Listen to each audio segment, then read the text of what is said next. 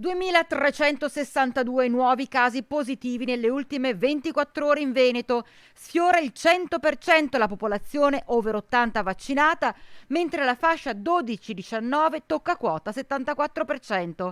Se il rischio zona gialla c'è, ha dichiarato il governatore Zaia, bisogna anche continuare sulla strada già tracciata e proprio in merito ai vaccini ci sono novità pratiche che illustra il Presidente. Da oggi vi informo che l'accesso per le prime dosi lo vogliamo rendere diretto, senza prenotazione, quindi accesso libero per le prime dosi.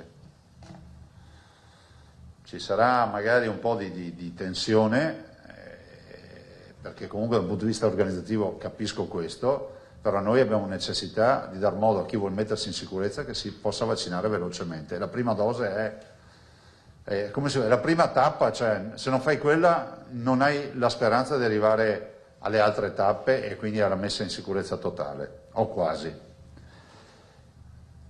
Da questo istante, coloro che hanno ricevuto la prenotazione per la terza dose, ma l'hanno fatta quando erano 6 mesi, verranno raggiunti da una mail in giornata e potranno dal link di quella mail modificare la loro prenotazione, se riterranno di volerla modificare,